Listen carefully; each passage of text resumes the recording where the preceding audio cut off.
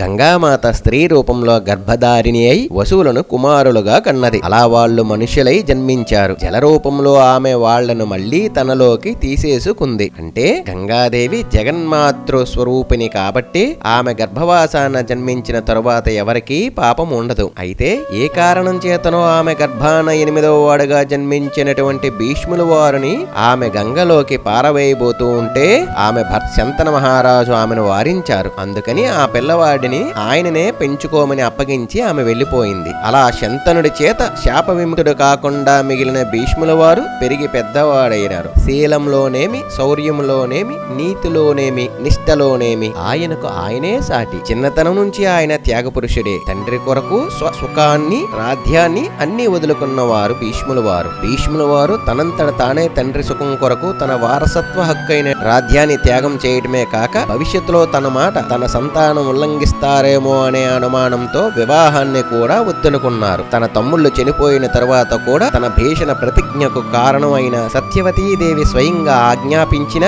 తన ప్రతిజ్ఞను భంగం చేయడానికి భీష్ముల వారు అంగీకరించలేదు. భారత యుద్ధంలో 11 రోజులు యుద్ధం చేసి గాయపడి అంపశయ్యపై పరుండి దక్షిణాయనంలో మరణించడం ఇష్టం లేక ఉత్తరాయణం కోసం వేచి ఉన్నారు. తన నిర్యాణానికి తానే సమయం నిర్ణయించుకున్నారు. 58 రోజులు అంపశయ్యపై పవలించి ఉత్తరాయణ పుణ్యతిథి కోసం వేచి చూస్తున్న భీష్ముడిని చూసేందుకు శ్రీకృష్ణుడు వచ్చారు. అందుకు అమితానందం పొందిన భీష్ముల వారు శ్రీమన్నారాయణుని 1000 నామాలతో కీర్తించారు. అదే ఇంటింటా భక్తి ప్రవర్తనలతో పారాయణం చేసే విష్ణు సహస్రనామం. అనంతర కాలంలో రాజ్యపాలన చేయవలసి ఉన్న ధర్మరాజును ఉద్దేశించి రాజనీతి అంశాలను బోధించారు. ధర్మరాజు అడిగిన ప్రశ్నలకు భీష్ముడు ఇచ్చిన సమాధానమే విష్ణు సహస్రనామానికి ఉపోద్ఘాతం. మాఘ శుద్ధ అష్టమి నాడు భీష్మాచార్యుని ఆత్మ శ్రీకృష్ణునిలో లీనమైనది. భీష్ముడు మోక్షం పొందిన తర్వాత వచ్చిన మాఘ శుద్ధ ఏకాదశిని భీష్మ ఏకాదశి, మహాఫల ఏకాదశి, జయ